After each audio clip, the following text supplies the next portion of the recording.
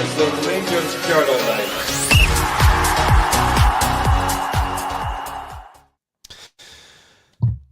Hi everyone, it is Andrew here, and the final whistle has gone up in Falkirk. It was, of course, I don't need to tell you all, Falkirk 1, Rangers 1, and that was that, another familiar feeling. That's 23 successive away games now since we've kept a clean sheet.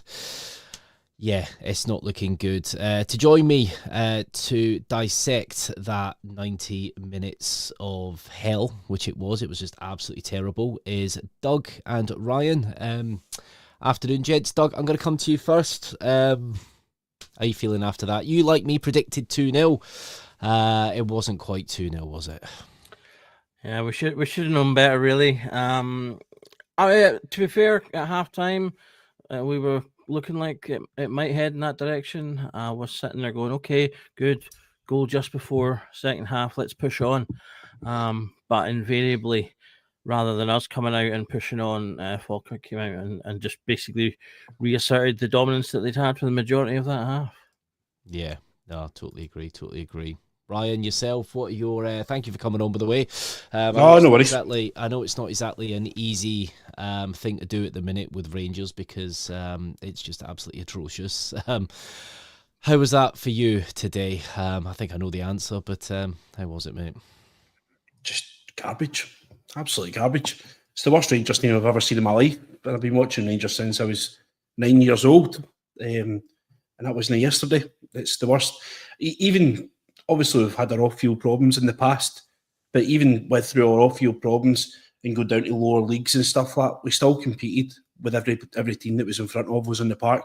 We still obviously gave it a right good go at it. Even when we went in administration, we were still beating them. We went down into the lower leagues. We were still winning the vast majority of our games. We were beating what was put in front of us. This is the worst I've ever seen football-wise at my football club. Yeah, I have to agree as well. I've never seen it this bad, and you include the 2012 to 2018 in that as well. And absolutely shocking. So let's have a look at some parts of the game. So first half, it was all Falkirk, and it was all down our left-hand side from what it seemed to be. Doug, you look at that, you look at the way that Falkirk started.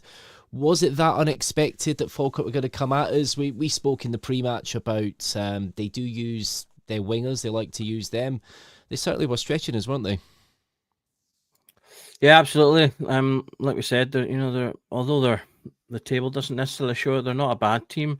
They've got some decent players on the wing. They've got that lad from United, and they really were exerting their dominance in those areas. Our wingers were really poor in coming back to help support in the defence of that, and it just meant that, as I say, they were getting so much space and so much chances thrown in. Obviously, knowing I was coming on for the post-match, I'm making notes throughout the game, and apart from 2 to have chances early on, every note is about Falkirk. Well, sorry, I've got one note about Butland saving, but apart from that, the first half until the goal, it's all Falkirk notes. Chances here, aggressive on the flanks, pushing us, pressing us, harrying us. It's just all notes about what they're doing, because we were just offering absolutely nothing until, as I say, maybe about 25 minutes in, when we finally started to get a little bit of a handle on things. But as I say, up until then, Falkirk showed the type of aggression and passion and going for it that we've been begging to see from this team from the beginning of the season. Yeah, the kind of players in that first half that were really causing us problems, Calvin Miller and, of course, Wilson, the lad on loan from Man United, Ryan. How did you feel, obviously, first half hour, did you feel the goal was coming for Falkirk at that point? Certainly. I thought it was all Falkirk, and credit to them. They were doing everything that we should have been doing. They were pressing. They were focusing on the kind of mistakes that were inevitably going to come. There was some absolutely shocking ones. I think the boy Wilson had a great opportunity. He looked a right live wire. And there was a ball it was slammed into Raskin's feet. Couldn't control it. Ball comes out and he sticks one past the post. The boy Wilson just puts a shot. And it's like we're causing all of our own problems. And Falkirk were just sitting there, just waiting for it to happen, and then just reacting to it. We couldn't get out our own half. We couldn't get out our own defensively at one point.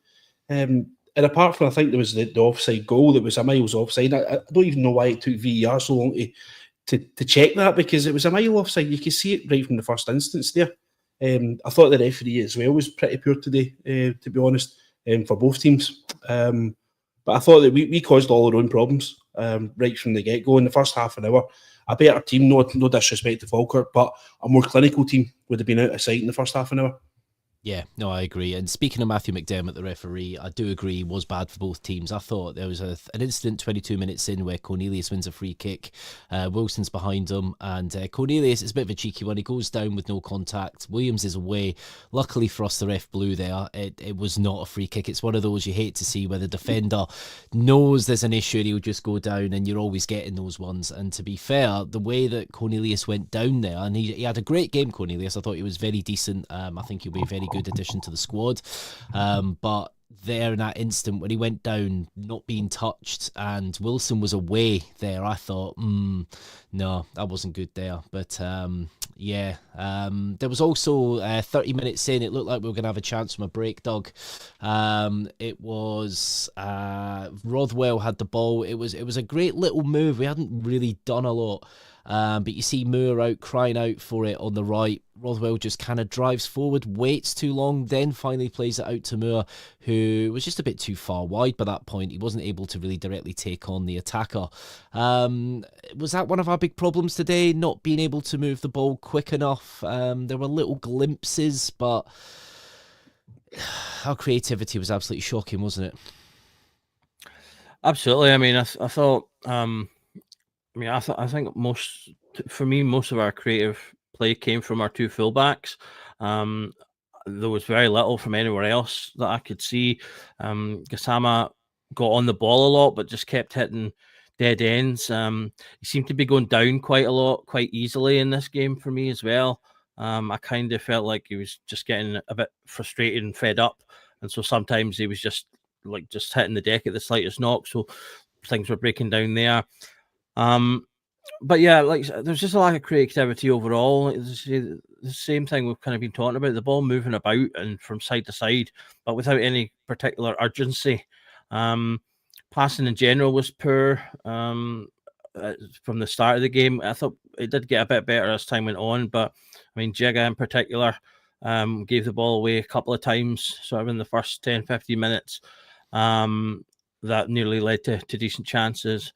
And it was just the same kind of malaise that's been over this team, that didn't lift until the last 15 minutes when he again just threw on every attacking player that we had. And then you finally see us, obviously you've got so many players up at the top end of the park and they're playing with urgency because they've suddenly went, oh wait, we need to win this game. Again, it's not until then that you started to then see the ball zip about a bit, and we then started to cause some trouble. But that's the pattern we've been playing with this season so far. I'm just going to put this stat up because I haven't had a chance to look at this yet. But 29% win ratio. There's just no words for that. There are no words for that. That is shocking.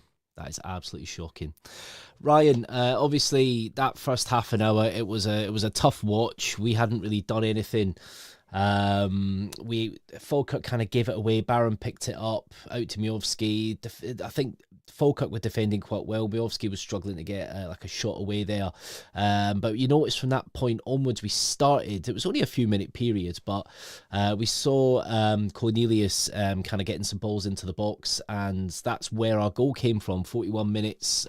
Cornelius, the architect, with a great kind of pass across the floor, right through to Majowski. He does what any good striker does. He's in the right place at the right time at the back post, and we go 1-0 up. Did you think there was some hope from us from that point? You thought there might be a bit of a turning point, Ryan, going a goal up and weathering the storm? Aye, before I come on to the goal, just coming on to the Pedro stat there, I don't know if you boys remember when Martin was first announced, I think it was the 5th of June that he was announced. I put a poll up in our group chat and I asked everyone in the group chat if Russell Martin would get sacked before Pedro Caixinha. I think only Dino said that he would. I think everyone said no at this point. So at this moment in time, I think Coutinho would actually there. And I'm talking obviously Coutinho came in at the end of a season. I'm talking about it from the start of the season to now. So I think he actually lost his job there.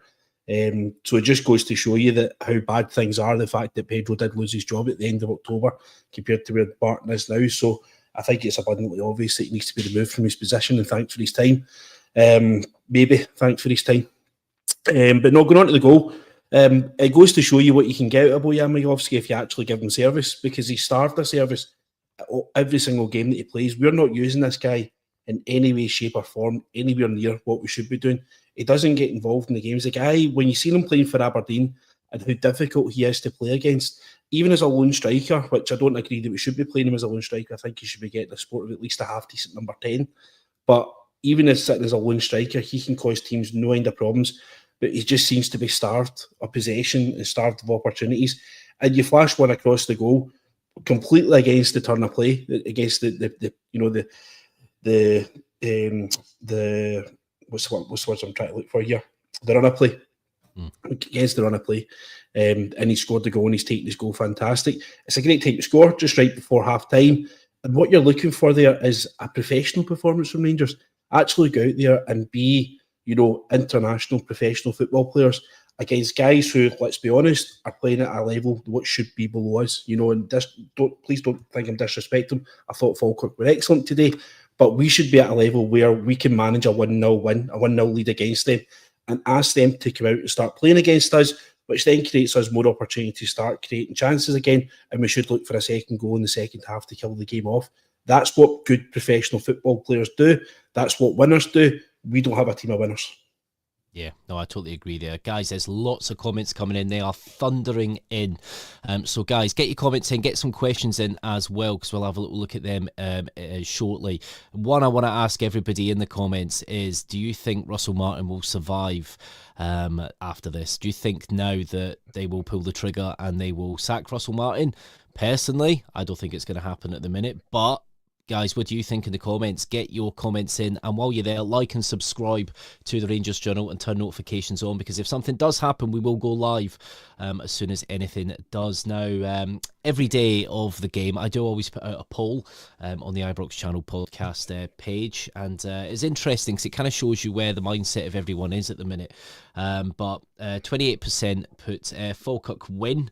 37% reckoned it would be a draw, and 33% reckoned it would be a Rangers win, with 2% saying, I did ask the question, will we turn this around? And 2% reckoned so. So is there anybody as well that reckons Martin can turn this around? If there's anybody that reckons that, I don't think there's going to be many people that think that, but get your reasoning in the comments and we'll go through them. I'm starring some of them to come back to in a little bit, because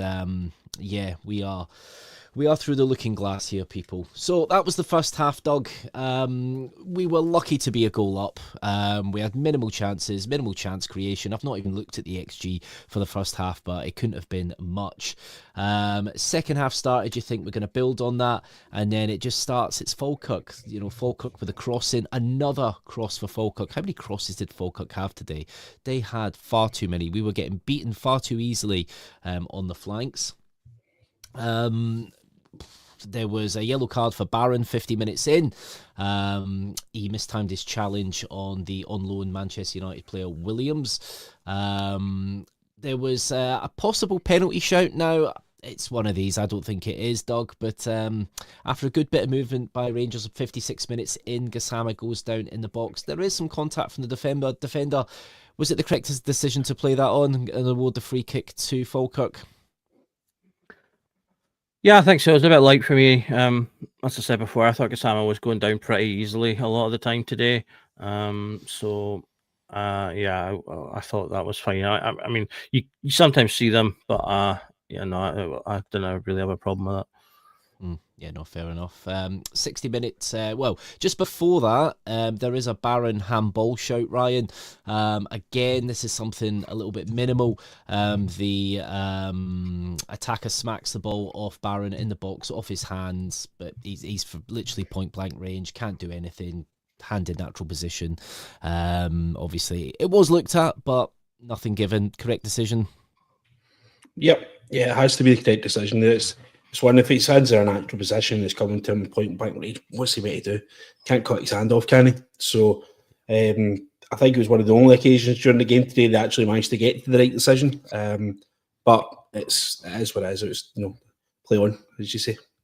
Play on, as you say, definitely. Well, 60 minutes in, we have the usual managerial substitutions, Ryan. So obviously Moore came off for Ant-Man, and Miovski came on for Chimiti. Sorry, came off for Chimiti. Moore didn't have the best game today, did he? But there was a couple of little spurts you thought, especially with the offside goal in the first half. Why is he starting? There must be some sort of agreement with Spurs.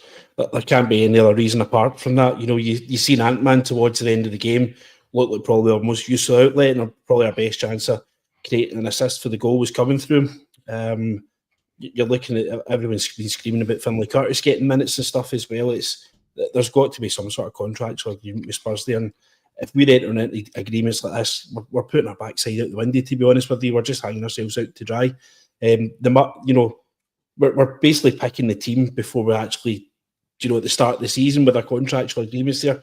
That's the only reason. There can't be a footballing reason why Mikey Moore is still getting picked for Rangers on a weekly basis and starting. The boy's not cutting the mustard.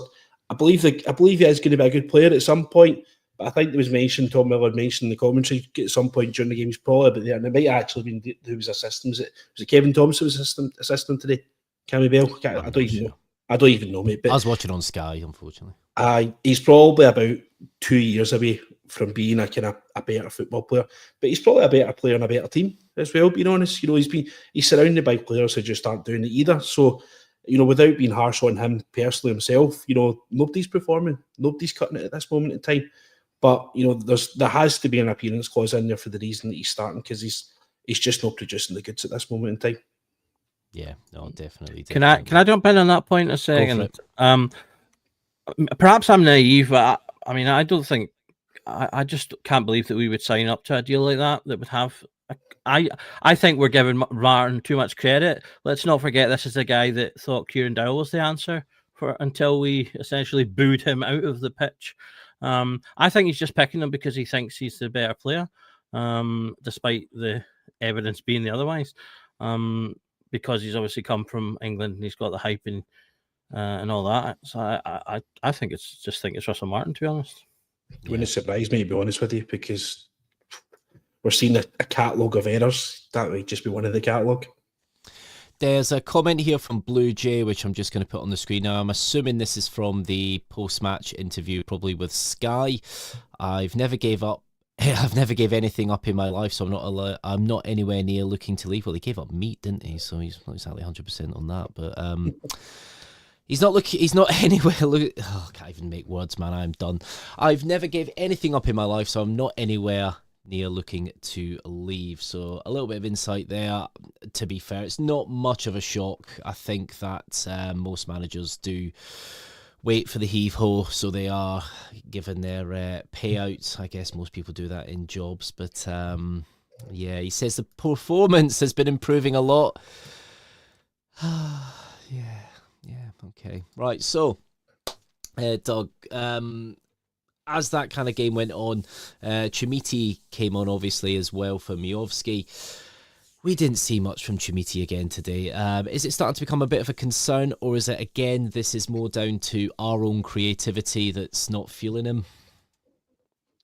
Yeah, I'm not really judging too many of them overly harshly. I still think there's obviously a level that has to be put down to them regardless, but at the end of the day, if we're playing under a system that clearly doesn't work, we're seeing so many repeated things within that system that doesn't work. Miovski wasn't getting any joy from lack of service in the first half either, apart from that one, cross, which was excellent from Cornelius. So why would we expect Chimiti to be getting much else of the same?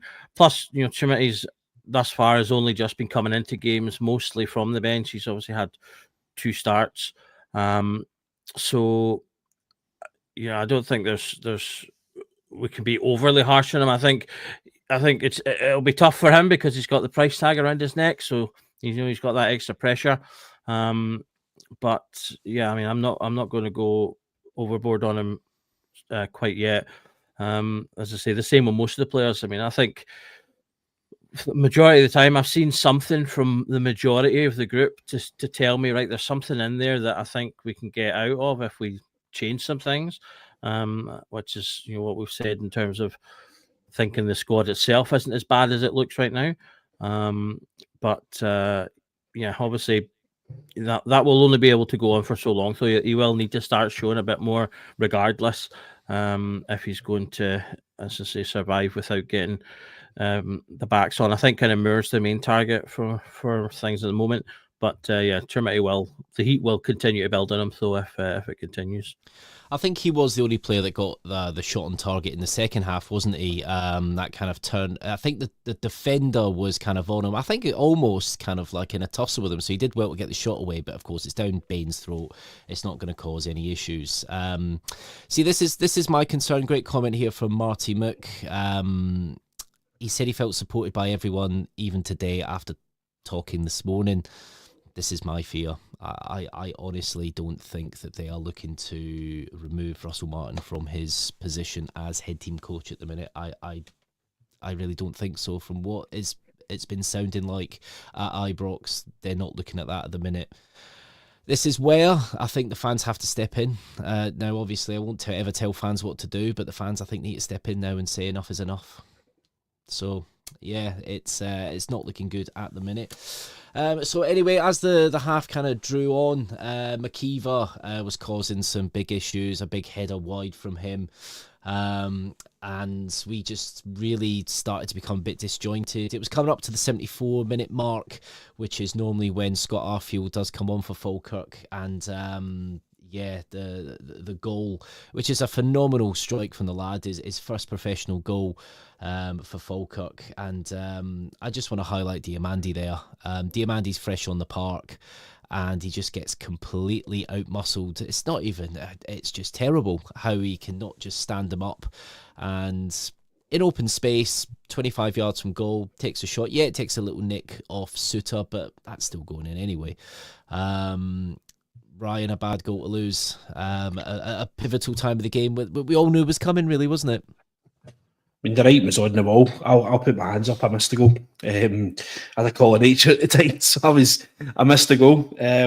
But I think that when I came back and I saw it was one each, nothing surprised me with it, to be honest. We knew the goal was coming, whether it was going to be a 25-yard shot, whether it was going to be a cross. It was happening. You know, it was going to happen at some point. The fact that Diamandi's been barged off the ball, again, doesn't surprise me because he's been getting barged about all season. He's not been performing anywhere near the levels that are required of him at all. Towards the end of the game, he was actually lucky to stay on the park, being honest as well. Another day, another referee would have actually sent him in for an early shower when he had the foul on the left back towards the end of the game. He needs to take a long, hard look at himself and have a think about where his future lies, because at this moment in time, he's getting, you know, further and further down the pecking order, in my personal opinion. Obviously, the manager's opinion matters more than mine.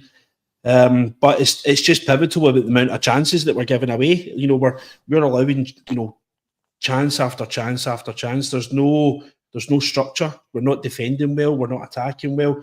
It just seems like an absolute free for all. And just inviting a boy to have a crack at goal from 25 yards to find it's there. You know, see further on the further on the season to go, the better the teams get and the worse that we get. We're going to, at some point, we're going to take another absolute skill. We took a scalping in Bruges and it was bad.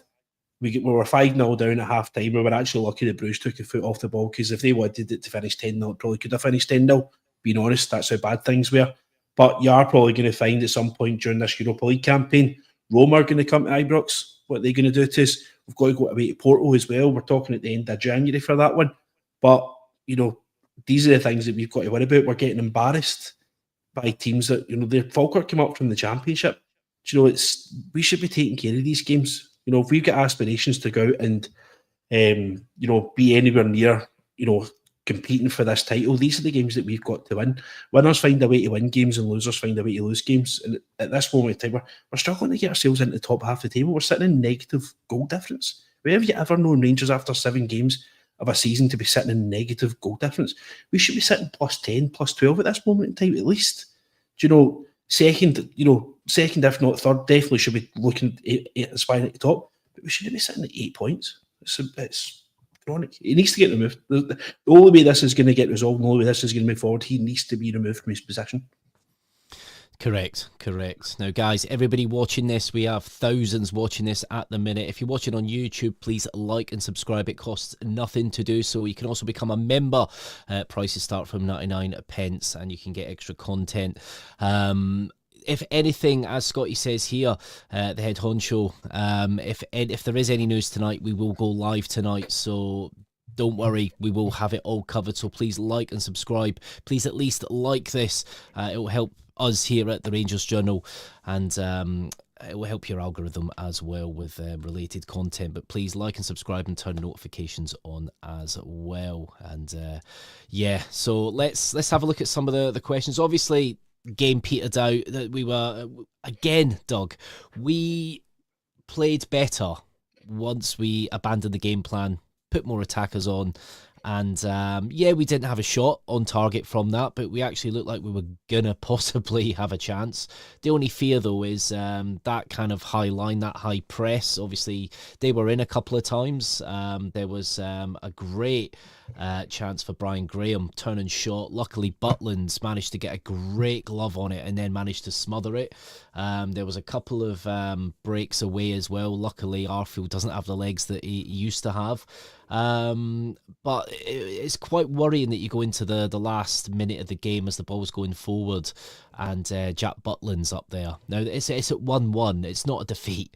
But we're sending our keeper up there, which kind of, I think, might show maybe how Martin feels at the minute. Maybe Martin is feeling the pressure. Maybe he does think he could be out of the managerial hot seat. Would you reckon there, Doug? Am I looking too much into this, or am I just being too hopeful?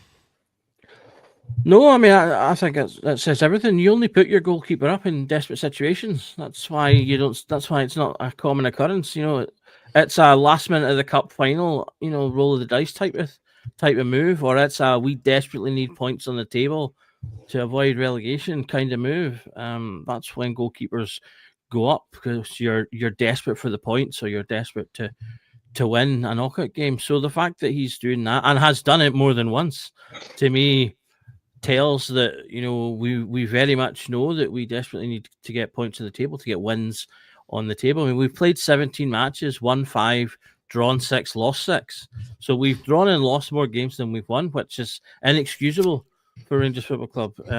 And you know, I think, you know, if Martin doesn't realise that, then, you know, we'd be in even worse trouble than we are.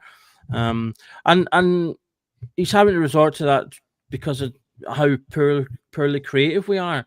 We're just, I mean, in terms of chances created, Tavernier still is the top of that list for the game today. Where are the rest of the players? What are they doing? And for that, the players that have got the most touches, all defenders. And I know that's not uncommon, but you're having to go down 1, 2, 3, 4, 5, 6, 7 spots before you get a midfielder in there, and down to 9 spots before you're getting to Gassama. You know, passes into final third. Again, top of the for the players on the pitch is Tavernier with 19. And then again down to Barron, he's only got 5. Who else is trying to push the game forward? There's just no creativity coming from the team, so they're not creating chances, and so they're not scoring goals, and so we're struggling. And it's just, I just don't see where that's going to change unless something significant changes, which, you know, involves significant changes to the tactics. And, you know, I said this on the pre-match as well. Russell Martin is not a man known for making significant changes to his tactics. So therefore, the only way to get that significant change is to put someone new in the dugout. Do you know what? That kind of relates to this comment here from Willie, and it's a very good comment. Finlay Curtis doesn't play because he might take a risk in the final third. And do you know what? I think that's kind of like what you're touching on there. It goes against what Martin wants. Now, in football, you've got to do what you can. In the week, I can't remember what manager it was speaking, but there was an excerpt taken from his interview, and he says, no, you need to play to players' strengths. You know, what player is good at what, put them into positions that suit them. Oh my God, it's schoolboy stuff. It is so simple. And I know that's an oversimplification of the whole process of football management and getting your team out on the pitch and performing to win. But that's where it should be starting, Ryan, shouldn't it? Shouldn't it just be going back to basics now? This clearly isn't working for Martin. We have got draw, loss, win, draw. This is not working for Russell Martin. He needs to strip it back, doesn't he?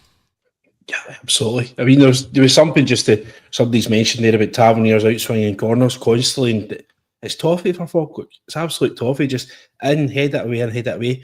Right, Scott Bain isn't the biggest goalkeeper in the world, right? But you've got Chermiti in there who's 6'5", 6'6". He's a monster of a man, right? Why are we not putting Chermiti standing right next to the goalkeeper and just doing in-swinging corners right in on top of the goalkeeper with a guy who's 6 foot odd standing next to him? Is that just basic? That's you pick that up in amateur football more than anything else, but it could be effective. And you just put guys running around them. Scotty, welcome. Thanks for your comment there, Ryan, by the way. Scotty, welcome. Obviously, you're a little bit like Andrew Kavanagh at the minute. You pop out when things are bad, but at least we hear from you, unlike Andrew Kavanagh. How are you feeling after that? I'm like Andrew Kavanagh. No. That was like the craze laughing there of just like, oh no. I know. I bet he wishes he had Andrew Kavanagh's money. Why? I'm okay hot, Andrew. Christ. Can you hear me all right? I think. I've just noticed my mic's not plugged in. The rains must have been up. Playing about with it. It's not great, is it? I personally think, you've seen it on Sky, that's how I jumped on. When he's been doing a tunnel, he shook Patrick Stewart's hand. I reckon he said thanks for your opportunity and just kept on walking, to be honest, because as soon as he walks away, Patrick Stewart shakes his head, knowing he's got to make a call tonight. There's no getting away from it. This has to be done tonight. There's no more avoiding this. There's no more backing this guy. There's no more fighting against the fans. There's no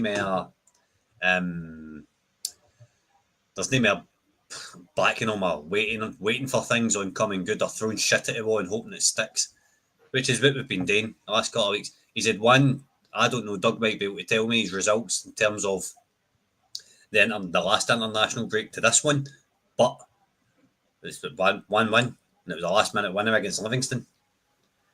Right, we don't swear on this pod, right, but come on to fuck. Make the call. Get him sacked. Get somebody in. I don't care if it's Sean Dyche, if it's Stelwell's mate, because we know Dyche is going to come in and get a better tune at these players. I really don't care who it is at this point. If it's Ferguson, if it's Gerrard, I don't care, because anybody, absolutely anybody, is a step up for this guy. That's how bad the job is. That's a very good bit of analysis there, Scotty. Seeing that interaction with Stuart and obviously Martin there. That you never know, that could be it. I hope it's the case. For the love of God, I don't think there's anybody really here that can see that. I've asked for some people, anybody that believes in Russell Martin, to get the comments in, and we'll go through them in a little bit. I'll star them, but I don't think there's going to be many. So, Doug, you managed to pull up some stats, did you? I can see Doug's whirring away there. Well, what it actually is that I've got here Martin's comments. There's one thing I find quite interesting in this second paragraph here, where he says the guys who've been here for quite a while are saying that they've been saying the same thing for quite a while. So maybe it's not just about the right here and right now.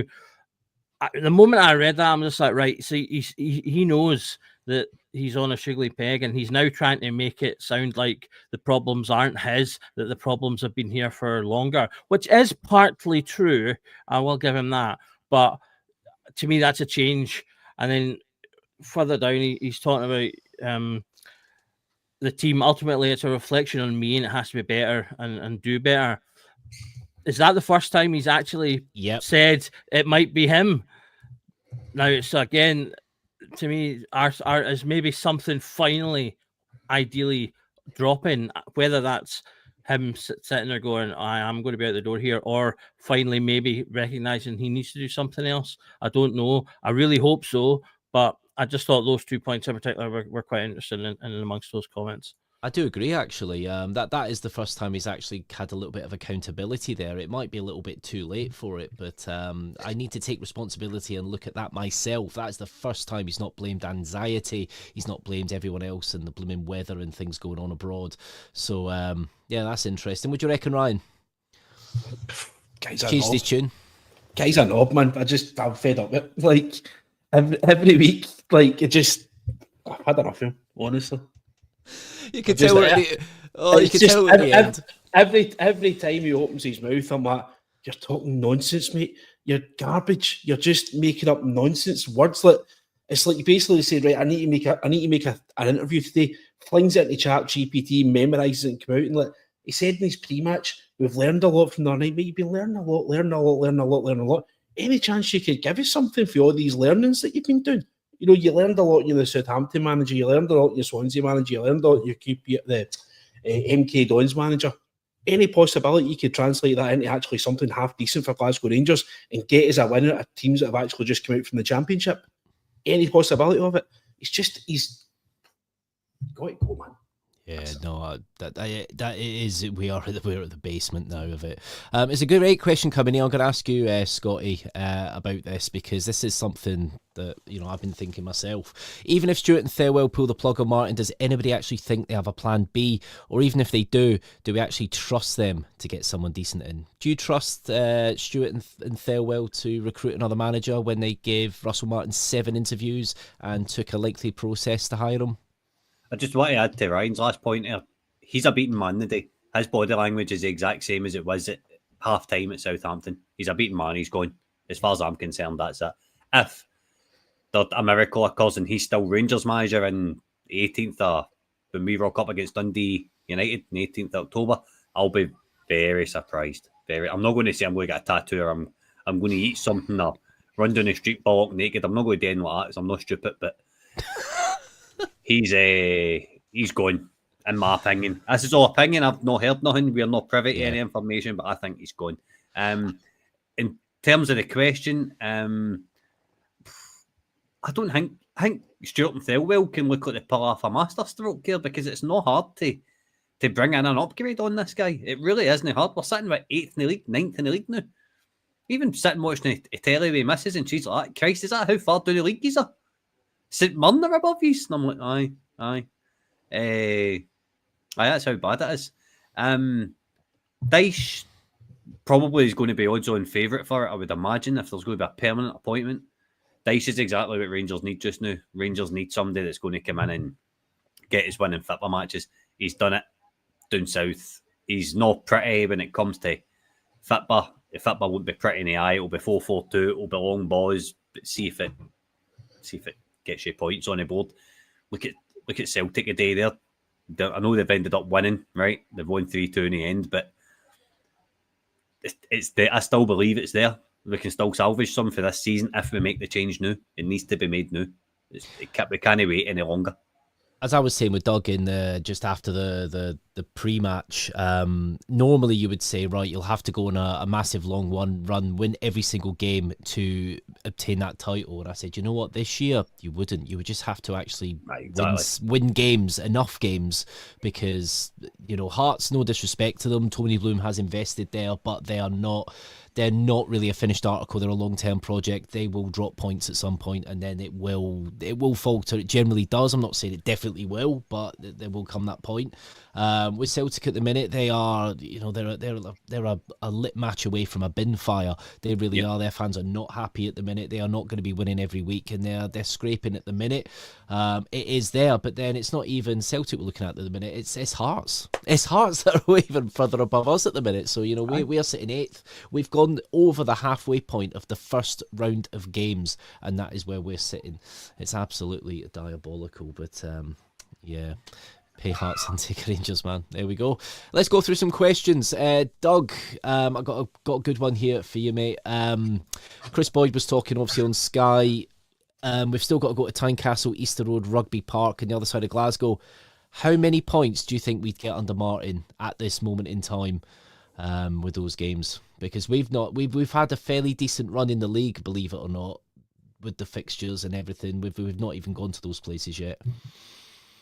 Yeah, I remember talking pre-season about. I thought we had a good opening into the league, and that it was going to give him time to sort of work in the system without necessarily some of the harder games early doors.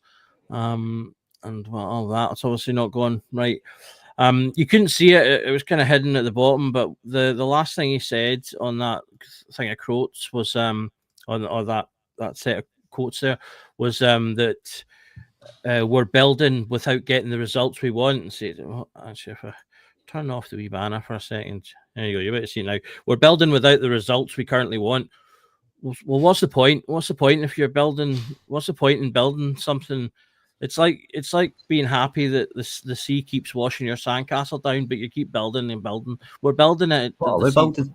What? Well, that's it exactly. And I mean, it's another one of these things that's kind of just suggests he doesn't really understand. I don't care about building anything if we're not winning.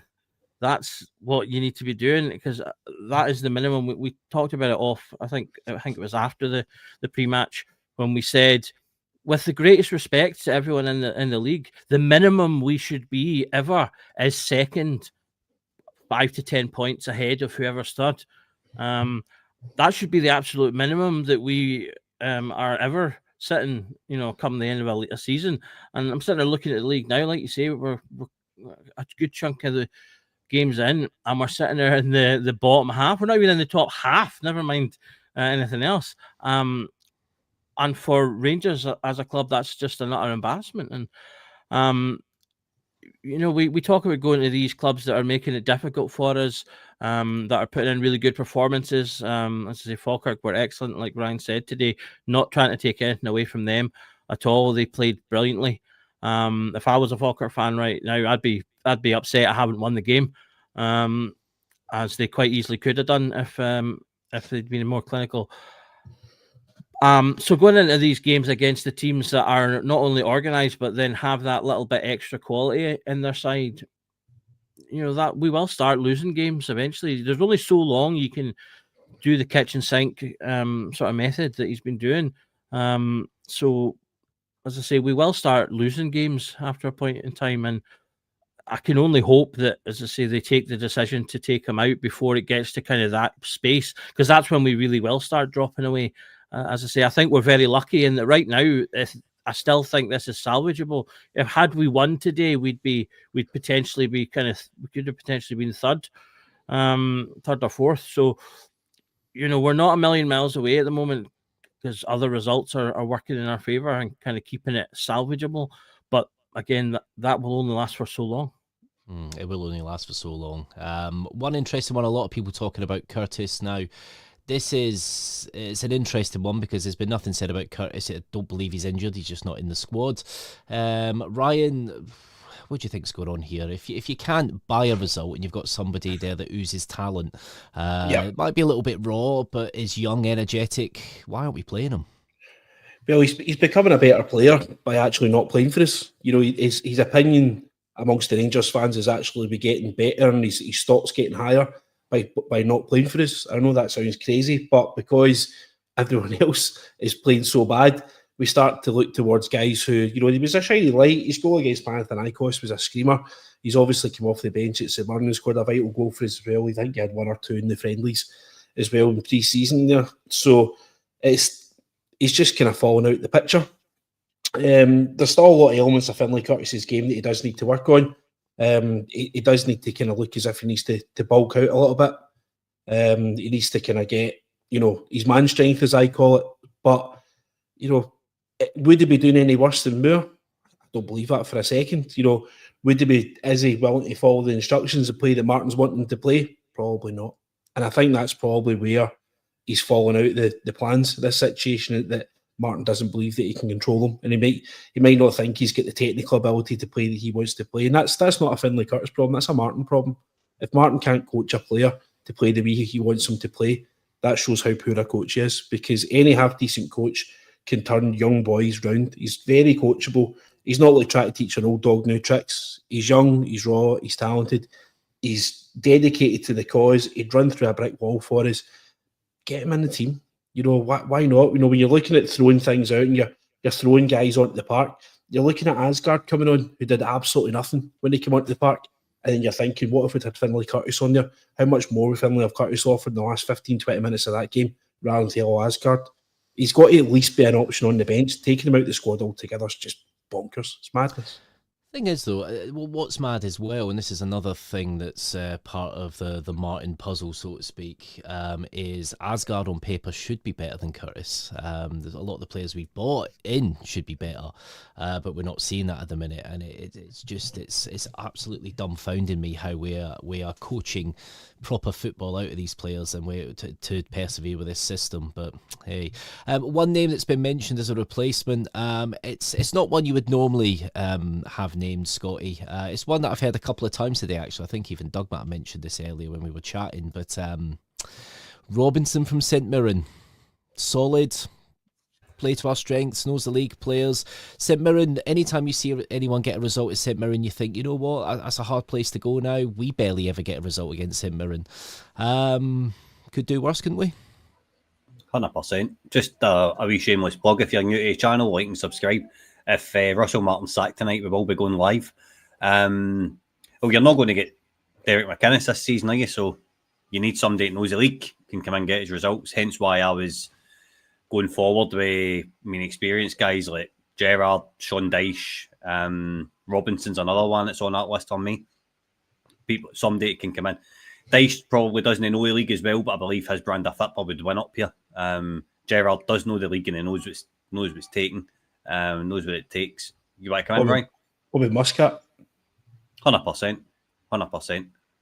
I would take Muscat now, but I think we've missed a boat with Muscat. I think Muscat was before come on. I'm not sure how far he is in his Chinese season, right enough. I'm not sure how many games he's got left before the win the league. Just about done, isn't it? Yeah. Nearly, it's a couple of weeks away. It was 5 weeks the last time I was speaking about it to somebody, but Muscat, of course he would take him 100%. He'd be stupid naughty for trophies and stuff he's won, but just thinking you need SPFL experience. Sean has just said in the comment, we think we need a pragmatic manager. Would they? Need somebody that can mix up. And I can't believe we're sitting here talking about Sean Dyche and Stephen Robinson and stuff like that, but that's where we are, boys. That's how far Rangers are falling. This isn't about getting somebody in NML that can, develop a philosophy or any of that crap. It's about coming in, getting short to medium term success, and then you develop it from there. Initially, you want for the next managers to get us back on top, and then you can look at this daft idea, that philosophy again, similar to where we were when Gerrard left us and Gio came in. You want to kind of be in that position, a winning position for somebody to come in with a philosophy, rather than, because then you've got time, you've got patience for fans, you've got the winning mentalities already there. And I believe in this squad, Andrew, you says about the players being overcoached or not coached enough, etc. I believe we've got enough ability in this squad to go and win this league. I do believe we've got that. I believe in Gassama, you've got the best winger in the country. I'm going to get clipped here, but I don't really care, to be honest with you. It's true. Myofsky, you've got a boy up front that can bang goals in. Sharmiti, under the right guidance, could probably do something. Ant-Man, 17 assists last season, a 6'4" striker up front. It's not hard. Give him a ball, let him cross the ball and let Sharmiti get his big head on it. You know what I mean? There's Raskin, one of the best centre mids in the country yet again. Rothwell, there's definitely a player in there. I do believe that the players are being over-instructed in training, and when they get the ball, they don't know what they're supposed to be doing with it. That's just my opinion. No, do you know what? It does make sense, and it really does. Again, I'm on the Muscat train as well, where I get all my Muscat updates from Chris Bett on Twitter. So I think I didn't realise, though, as Ryan has said, the season actually ends in November, so not too long away, but I'm sure he would want to stay there for that. But a manager like that would excite me, and to be fair, at the minute, I'd probably take anybody. Doug, question for you, mate. Controversial here. Do you think the coach has a point regarding mentality? We've sat and watched the same pish for 3 or 4 seasons with familiar failings. So it's got to be an element of that, hasn't there? There's an element, but I don't believe that it's the issue that we tend to paint it as, because we often talk about it over periods of extended time, despite the fact that the players have overturned significantly. So it's not necessarily like, I think, an ongoing thing in that way, but it is something that you need to look at. I think mentality is one of those things that, again, is also very malleable in terms of, I think you can build mentality within a group. You can take a group that have maybe not had the mentality to start with and build it within them. And I think Gerrard did that with the group that he had. He built the mentality into that team. I mean, people talk about, obviously, Tavernier a lot. He was part of that team that was a winning team that had that mentality, that had the beating of Celtic and the passion and all those stuff that the team right now does not have. So you can see those things changing within individuals. So I think, again, if you get the right person in, even if the team right now doesn't have the mentality, that doesn't mean they can't build that mentality. I mean, that's part of why he's taking them out to Loch Lomond and things like that. That's, you do those things to help gel the group. And he touched on that when we were in pre-season, when we decided to spend all our time at the training camp. He talked about the fact that players were obviously going to be living together, and you hope that type of thing helps to build the camaraderie and again build mentality. Now, obviously, that's not been the case. I don't think we're necessarily seeing any of that, but you kind of get a little bit of it in the last, like we talk about these last 10 minutes, 50 minutes, when we kind of go at it. So you see a bit more out of them there, which again suggests that there's something there. We've seen it year on year as well, with the fact that the players lift themselves for European games or lift themselves in certain Old Firm matches. So again, that shows an ability to lift their mental game and to do that. So for me, again, the key is everything comes from the manager, or everything should be coming from the manager in terms of building your team and setting the direction, setting the culture, and setting and building the mentality. So if you can get the right person in that dugout to do that, then I think I'm pretty positive that there'll be a handful of players within there. Like, I think Cornelius, for example, he looks like someone in the short time he's been here, to me, that I think probably could really be forged into something, because he's very positive, particularly when he's been played on the left side. The last two games, he's been incredibly forward in terms of his thinking, getting the ball forward, getting himself into forward positions. And to me, that shows a forward-thinking mentality. I want to win, a will to win, because he's thinking, I'm going to make a difference here. I'm going to get up the park. And he did today in terms of obviously setting up the goal. So he's one, for example, that I think I'm looking at him and going, yeah, I think he's got something there. I've said it about Cameron as well. I think he's got it. Because he's also a forward-thinking player. So for me, yeah, it's about if you get the right person in the dugout, then we can change those things. But quite clearly, Russell is not the one to do that, because we're certainly not seeing much mentality building from him. Yeah, no, definitely. There's some stuff. I'm just scouring Twitter at the minute just to see if there's anything else going on. And allegedly, James Tavernier was shouting at Martin in the tunnel. Tav went straight after him at full time. Now, I don't know how true that is. I never saw the little final bits. I was prepping my notes for this. But yeah, there we go. So there's that allegedly as well. Yeah, right. Let's have a little look more. There's loads of comments coming in, guys. There's a few thousand watching this, so make sure you please like and subscribe to the Rangers Journal. The Rangers Journal will be going live if anything does happen tonight. As Scotty said earlier, Martin is pretty much looking like a dead man walking at the minute. You look at the body language. I said a few weeks ago when you saw his last interview at Southampton, he was definitely done. You could see it. And in recent weeks, he hadn't quite looked that way. Tonight he's looking a bit different. So he said he won't walk, but somebody's got to do it. Stuart has got to step up here. So we always were told we will not hear from Andrew Kavanagh unless there are issues. Then, well, there's certainly an issue now. Noxie, thank you for becoming a YouTube member. Absolutely, thank you, top man there, Noxie. So it does sound like the team bus is being blocked at the minute. I've not seen anything on this at the minute. Man. He's off skate. This has reached boiling point now. Andrew, he's done See if this is happening, if the Union Bears are blocking the bus for getting away, come on, time's up. Yeah. There's don't kick a can down the road any further. Just do the decent thing and put the guy out of his misery. Yeah, It's getting bad now. It's getting really, really bad. That is getting bad, and to be fair, somebody could get hurt as well. So it's something does have to happen now. So let's go for some more questions. So we've had the one about the mentality. Thomas H. Now this is more about the team. So I can't remember who was next. Is it you, Scotty? Was it yourself, Scotty? It's next. I can't even remember now. We've been talking for so long. You're pointing the wrong way. Is it Ryan? Okay. Right. It's Ryan. There we go. Yeah, Ryan next to you. All right. Right. Thomas H says, need a left-footed player like Czerny on the right to give us balance. We get nothing from the right back either now. I don't know. I think Tav's been one of our better players in recent times. I never thought I'd say that after the past year. Do you think it's just a matter of swapping the wingers over, Ryan, and stop with this kind of playing people on the wrong sides? Because we've seen how ineffectual Gassama's been on the right-hand side when he's been shunted over there. I think there was a game at Ibrox recently, don't ask who the opponent was. All these rubbish games seem to be merging into one in my brain. But there was an incident where he had Moore on the left and he put Gassama out on the right, and Gassama just was offered next to nothing out there. You can see he's far more comfortable coming on his right-hand side. He's obviously had a wee bit of success for a couple of goals coming in from the left-hand side onto his right foot and having a slap-out goal. Czerny's one, I think, probably looking at it now, we've let slip through our fingers because we've seen how many goals that he scored for us. So it's hard to replace. I think, we're talking, 20 goals, as many as that we're letting go.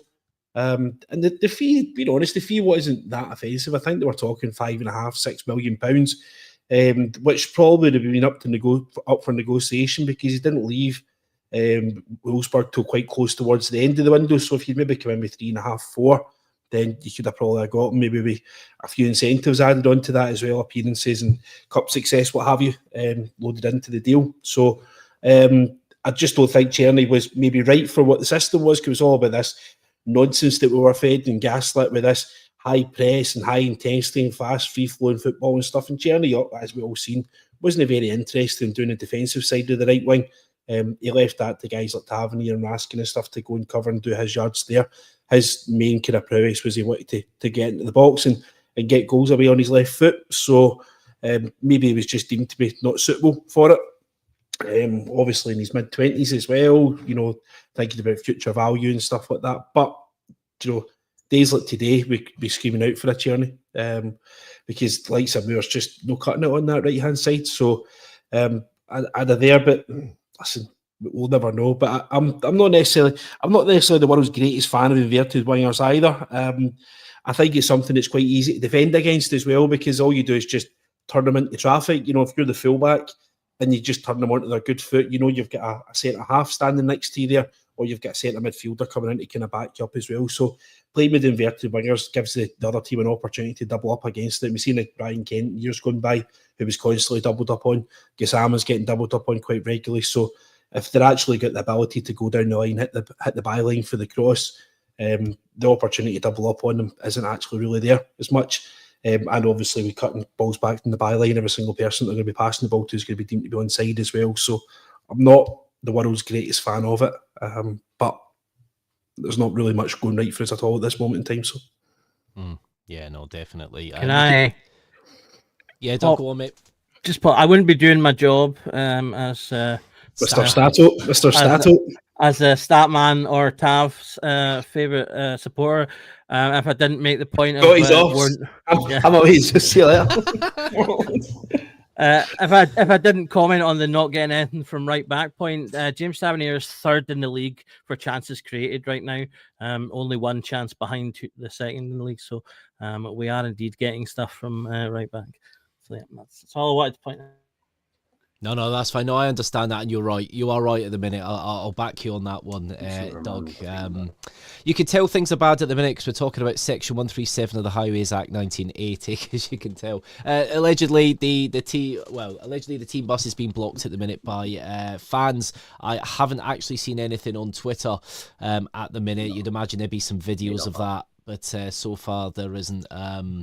on Sky Sports, apparently. Is it on Sky Sports? Right. That's as good a source as any. That is, yeah, no, definitely. So we'll try and keep an eye on that at the minute. Obviously, the owners are seeing this, Scotty. The owners are seeing this happening. You can't just stay there in the ivory tower and just with all the flames around you going, everything's all right, can you? No, what they need to do is go on the phone to the ones below them that they've employed to make these decisions and give them a kick up the arse. To be honest with you, Andrew, it's the only way forward. Patrick Stewart needs to sort his sell out. Stop backing daft managers at daft times. It's clear what he's got to do tonight. It's clear. I've just made a conscious decision there that the Rangers Journal's officially backing Steven Gerrard to replace Russell Martin if Russell Martin gets the boot tonight. Steven Gerrard needs all the backing he can get. We need to get him home. Hopefully, KT's on the coaching staff as well if that ever happens. I'm not breaking an exclusive or nothing, by the way, before anybody tunes in at the last minute and says, Scotty's saying this. Scotty's not saying anything. Scotty's just saying he wants Steven Gerrard back. That's all. Do you know what? Steven Gerrard and a bag of cans, that'll do me. And a bag of cans. You want a bag of cans and Stevie G? I just want Stevie G, mate. I've got a bag of cans already, so it's cool. Heart and Hand have actually just thrown their weight behind that on Twitter as well, mate. Oh, have they? Aye, good. There's a quote that's just come out from Russell Martin. I hear everyone saying it all the time. You just have to win. You also have to have a way to win and a way to learn and grow and develop. You can't just win sustainably, in my opinion. Winning is sustainability, Russell Martin. Winning is sustainability. Oh my goodness. Right, guys, get your comments in. We are having a bit of a Q&A at the minute, obviously. Rangers drew up at Falkirk. I think a lot of people probably saw this coming. There are reports outside the ground that the team bus has been blocked by the fans. Russell Martin has said that he's not going to walk away. He doesn't walk away from anything, was the paraphrased quote. So it's going to be an interesting night. I think if it is going to happen, it's probably going to be within 24 hours. I can't really see it. If nothing happens in a day or so, I think he's going to still be here. Yep. Lots of calls for Gerrard. I back that as well. Ryan, you want to say something? A question for Scotty throwing his weight behind us, right? If Gerrard was to come back and he was to say that Michael Beale, one of the conditions of coming back, that Michael Beale was going to be part of his coaching staff, would you be all right with that? Don't care. I don't care who it is. I really don't care who it is. That's a difficult question. We're at this stage where we need any help we can get. We're at a stage where, Christ, they could bring Kenny McDowell in with him for like a Ryan, to be honest with you. That's ultimately the stage I'm at. We need Michael Beale comes back, fine, whatever. I don't think that will happen, but if it did, Steven Gerrard will come in with a set piece coach. We'll be hard to beat. We'll score goals. We'll just start playing like Rangers again. The standards will be back again. I watched a video the other night and it was all about players in the gym before training and in the gym after training, and that wasn't even a requirement. That was just standards that have been put in place. Like all this type of thing. Beale, Thompson, anybody, I genuinely do think KT would probably get a phone call off of Stevie G because I think they are still in a contact. So I would hope that Kevin Thompson would be kind of Michael Beale's replacement, if that makes any sense. Maybe not his tactics or whatever. I don't know how Stevie G worked it, but he knows the league. He knows what it takes to win. He knows how to get a team there as well. It took him a long time, but he got there in the end, and he left us top of the league. See the point I would make though. Michael Beale's Rangers would beat that today. Michael Beale Rangers team or Michael Beale's tactics would never get us in the position that we're currently in at this moment in time. I think probably Michael Beale get too much freedom in Ibrox, and there was no accountability for him. There was no director of football in place. There was no kind of real scouting in place. It was either that he was stretched too far, he basically had no accountability. But you look at the season he actually was the manager for, I think about 3/4 of the season, we finished over 90 points. Any other season, probably this season, for example, that would be enough to win you the league. And probably more than anything else, Michael Beale's mouth got him sacked. People just get fed up looking at him. And any time we did lose or draw or anything like that, we did drop points, it's quite easy to get at him because we were just fed up looking at him, fed up hearing from him. But if he was to be asked in as part of a championship winning coaching team, I'm for it. If it's a condition, obviously I'd rather not happen because sometimes it's not always great to go backwards. But in these circumstances, I think we do need to look to go back. But you always kind of, it's like going back to when were you most happiest? When you were with, there's the guys who say, I was with my ex, man, I was really happy and I made a mess of it, I did this, I did that stuff. You look back to times when you were most happiness, and for me, that was when Gerrard was the manager. So do you need to go back to that? That's brutal. Block the coach to get rid of the coach will probably be the headline there. I should work in the papers there, shouldn't I? Look at that. Nice Parks of Hamilton coach there as well. So there we go. So Andrew's head of the clickbait bish at the journal. Official title. I'll put that on my LinkedIn. Cheers, mate. So there we go. So there's the image because there's not been too much online from it. Obviously, Sky Sports are reporting it. Yeah, no, it's an interesting one looking at Gerrard. I was always a big fan of Gerrard. I always thought that there was very good organisation. When we used to go down to 10 men, a lot of the time we would play better, which shows that there was so much that was worked on in training, different scenarios, different things, which was good. Players look up to Gerrard. If Gerrard tells you to do something and goes, right, you're really good at this, do this, you're going to do it because Gerrard's, it's Steven Gerrard, the player you looked up to as a kid. There's obviously talk about tax issues. Allegedly, that's not the case now, but then some people say it is. I don't know. I'm not his accountant, so yeah, I'm not too sure. But you know what? We can, Mr. Gerrard, if you are in some way watching this, don't worry. Tell your missus there's loads of lovely houses in Mulguy. She'll love it there. She will love it. Mulguy's a lovely place, West Highland Way and all that. So there you go. Right, here's a good one. Marty Mook. He just moved. Defoe and Gerrard's assistant is a shout. I wouldn't mind that. That could work. Obviously, Defoe's been working on coaching badges and stuff like that. So yeah, I would welcome that. He was a good man to have at the club, Doug. Good old Jermaine Defoe. Yeah, that he was. He's consummate professional. Kept himself in good nick. Scored one of the best goals I've ever seen. A Rangers player score as well. Yeah, by all means a pretty decent guy as well. So I think I'd be quite happy to see him as in a coaching role. Yeah, no, definitely. So let's have some more of your questions, guys. Guys, please like and subscribe. It takes 2 seconds to hit like. It doesn't cost you anything. Do subscribe, turn notifications on. We have thousands watching at the minute.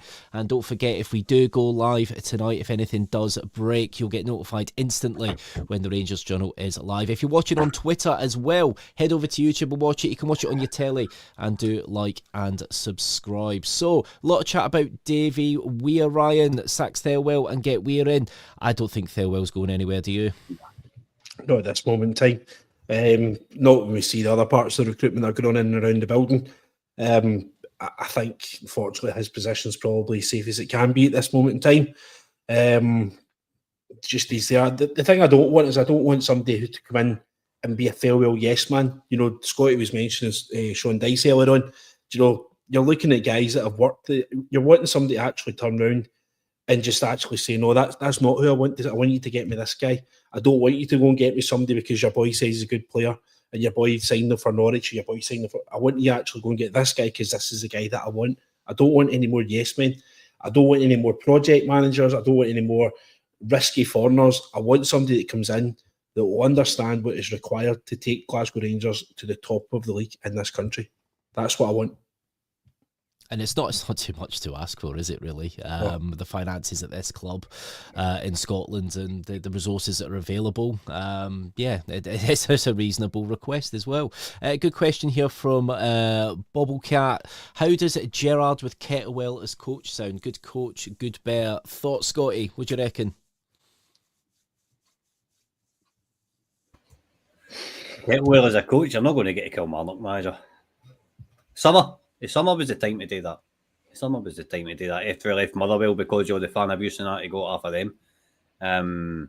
He might have chosen a different kind of route to go down. But nah, can't see it. He's not going to leave Kilmarnock to come into Rangers as a first team coach. He's done a fairly good job at Kilmarnock, Thelwell. But would I take? Aye, of course I would. 100%. Aye. That would be a good mix for Stevie G if he did come in, was to bring in a hardened kind of coach from the league that knew it was needed. Neil McCann, for example, Kevin Thompson. There's various examples that you could pull up, or somebody far more experienced. But there's plenty of people out there that knows what it takes to win this league. I keep caveating things, Andrew, and I keep saying that it's not hard to win football in this league because the league's not that good.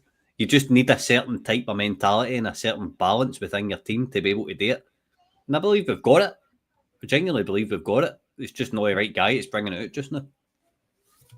Yeah, no, you're not wrong. You're not wrong. And I think in the grand scheme of things with football, with the finances and the disparity between the top and even third place, which I think we'll be lucky to finish at the minute. But yeah, it shouldn't be that much of a tough ask. But some good questions coming in, guys. Don't forget, get your questions coming in. Alexander Martin, ask yourself what's going on here. Patrick Stewart, Kenneth and his son Martin still here. An American consortium stinks of not only nepotism but fraud. Oh, well, that's strong words there. That's not the views of the Rangers Journal at the minute, but must bring in Stevie G. Yep, I think there's a lot on the Stevie G train at the minute. One interesting comment, Thirlwell did sack Deitch. Do you think I might sour the relationship, Doug, or is it just purely business and that'll be all right if Deitch was looking at Ibrox?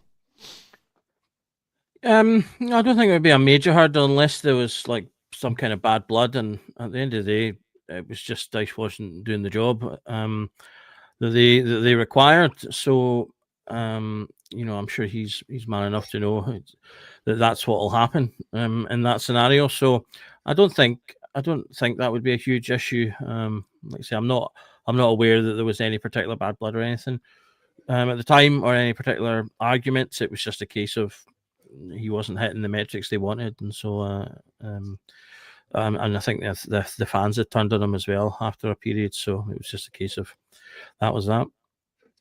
Yeah, definitely. And just as I've been going through Twitter there, I've just came across New England Revolution last night. A great goal by Doe Turgeman, just to rub it in a little bit more. Why not? We'll have a little bit of that. Dave there about Martin. Take a look at his work at MK Dons and Swansea and tell me he can improve a team. The thing is, with the improvements, they're different clubs. MK Dons, I live near Milton Keynes and I've been to the odd MK Dons game. It's a completely different kettle of fish. They're a bit of a, I wouldn't call them a basket case of a club, but they did kind of get into the Championship and they've kind of been on a downward spiral ever since. So if they do find a manager that can just give them a bit of stability like Martin did, that it's a different kind of win there. I'll be honest, I look over Martin's career and let's compare to Clermont, Ryan. You know, when I heard we were linked with Clermont, it was between Clermont and Muscat, wasn't it, at the time? Yeah. It was the Baldy Manager League. And it looked like, you looked at the track records of Clermont. I did an article when I used to have the website for the Ibrox channel. And I had a deep dive. And Clermont's got a great track record, you know, in Belgium, to not just win a title with one club, leave that club the next season, go to another club, win the title there. He had a track record of winning trophies and knew what it meant to win trophies. So he had a fairly decent track record. So I could see why he was on the shortlist. With Martin at the minute, when he was linked, and we've all seen it. It was on the 5-man shortlist. It looked like we all thought that Martin was number 5, realistically, because it didn't look like there was going to be much of a chance of him. You know, his biggest thing was getting Southampton promoted, beating Leeds in the playoff, but you know, it just seemed that he went on a bit of a run. That was it, really. He hadn't really done anything of note. Now, people, please, in the comments, tell me I'm wrong. But Ryan, was there anything that stuck out for you at the time with Martin? Only that it was available. You know, I've said in the pod, I don't know how many times, that I refused to believe that Russell Martin was the first choice manager. You know, when we were so close to, you know, supposedly Ancelotti or Gerrard coming back. Gerrard, from what I understand from people that I trust, set a deadline to the board to say, look, all these rounds and rounds and rounds of interviews, it's just getting ridiculous. We have a Champions League game coming up at the end of July. You still haven't appointed me yet. I've got to go out and hire X, Y, and Z from my own background team. You're then asking me to then build an entire new squad. This all takes time, and we're running out of time because of the chat. So he kind of set a deadline. And Rangers didn't meet that deadline. They walked away, but probably to save his own face. Ancelotti, something kind of weird happened to him. I think the Como job became available. And I think he went and spoke to Como behind Rangers' back, and Rangers kind of threw the toys at the pram a wee bit on that. So it just seemed all a little bit strange. And I think both are kind of prime candidates kind of walked away from the situation. And they turned around and kind of looked at each other like, right, who have we got left? Oh, that Russell Martin's still interested in taking it. There's nothing in Russell Martin's CV that was suggested that he has the quality and the calibre to be the Rangers manager. Everything that you look at, if you actually look at where he's been in the stats and stuff like that, it's like finishing 13th in the league with MK Dons, but he has a 67% possession base. And then the same as with Swansea. And the only thing that he's got in his CV is that he scraped into the Premier League through the Championship playoff routes there, but then proceeded the following season to score something like 3 or 4 points up until nearly Christmas time, in which case it was actually going to come back as the record of being the worst manager in the Premier League history and stuff. He's got no European experience whatsoever as well. You look at Clement has got European experience. I know people could maybe come back and say, well, Gerrard was appointed, he didn't have European experience. Europe wasn't on Rangers' agenda at the time that when Gerrard was appointed. Europe was a dream for Rangers at that moment in time. We were having to play something like 4 and 5 qualifying rounds just to get into the Europa League at that point. The Conference League didn't even exist, I don't think, when Gerrard became the manager of Rangers. So it was all about kind of building stability and stuff like that. You know, Clement, you look at his CV, winning leagues in Belgium, building teams, you know, transferring from one team to another, still being a league winner, European experience. I think he had quite a few great results with Club Brugge, and they're probably still benefiting from that, from the foundations that Clement left at the club, because obviously we see how well he done against us, and he's probably started a kind of building block for something better. So there's nothing that will convince me that Russell Martin was ever the first choice to be the Rangers manager. Like you're saying on that short list there, he should be absolutely nowhere near the building at all, in any way, shape or form.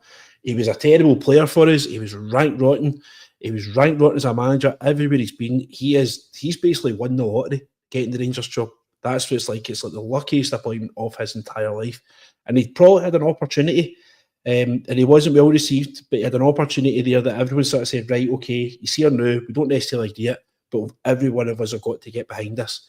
And he's just simply just made a mess of it from start to finish. There is nothing going on at this moment in time in our football club that was better 6 months ago, that he has made better than it was 6 months ago. Everything is worse. You know, just over 3 years ago, we were playing in a Europa League final. You know, we were flying. We were selling players for £20 million, £15 million. Look at us now. We're shocking. Absolutely shocking. It's definitely safe to say it's the lowest of the low at the minute. It's the lowest we've all experienced being fans of this club, and it will get lower. I think it will get lower if Russell Martin is still in his post. Well, guys, thank you for the comments. There's been thousands watching tonight, so thank you ever so much. Don't forget, like and subscribe to the Rangers Journal on Twitter, on Facebook, on YouTube especially. YouTube is the best place to watch the Rangers Journal. Do like, subscribe, turn your notifications on. I'd just like to thank Doug. Thank you ever so much for coming on. Yeah, I'd like to say it was fun, but cathartic is maybe the better thing. I'll disagree with Ryan. One very quick point. Russell Martin has united the fan base in a way I have never seen any manager unite the fan base. So that's his one thing. But yeah, I have to side with Scotty.